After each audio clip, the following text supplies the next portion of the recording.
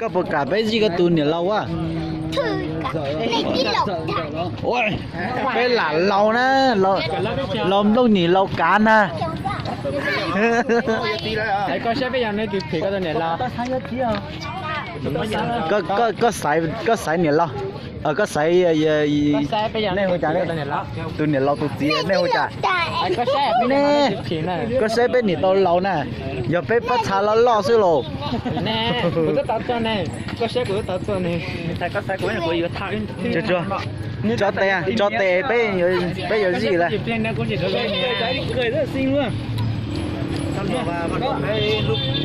Lần lượt chụp ảnh cái nhá.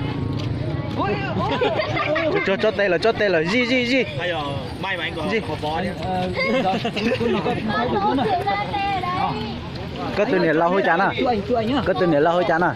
Nhìn máy quay nó. Phụ phép nào? Nhìn máy quay. À, sao làm lẩu à? Ấy ra. Là Nhìn chuẩn vào đây nhá. Thay luôn. giờ chín tàu phép nó. Cứ quay như thế tí em sẽ có sao. Nu. Cười cái em. Ai chắc có hơi tiệp phép lẩu đó. Thọ khía tọt tê mà. Như bao cờ.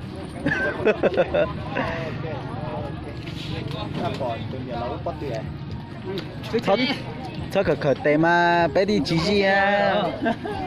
Bé gì để bé mua cái sen kia sao bé gì nè ho. Nè. Tôi xài vô tí nữa. Chị tao đi lo. Wow. Vô tí mà. Vô tí là cái gì tao phân nhỉ nhở. Đúng rồi, chị sai sai vô co đấy. Rồi có tao mà nói cho chị cả vô thế lo. Vô có bao nè. Chỉ có tụi này lâu mà vô chỉ mà có tụi chỉ lâu mà nữ thì vô không nó có no á. Bữa cả. Ôi cha.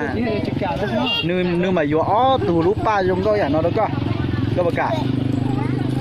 Giờ lên mà vô ít lúc cầu dùng có được có. Hơi dưới luôn na lên nó được. Chị vô.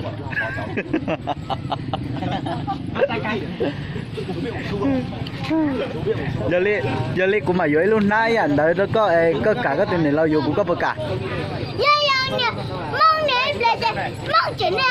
Muốn xong làm mà lò chơi cũng mới có hộp phẩm lò nó có bữa cả. Giờ mới có hồ ly chán à? Giờ lên mà mua hồ này có số ba nó vì có mua lại nó nè. Bữa cả cái mua để sao chứ? Giờ ly ấy chả mua ai cũng vô tôi có từ niên lâu nè. Kia lời nữa. Lo gì hay ư?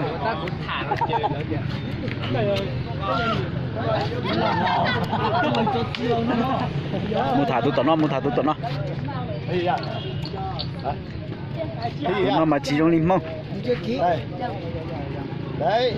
Ôi giời. Cái gì chưa? Cái gì chưa? Mặt phần đi.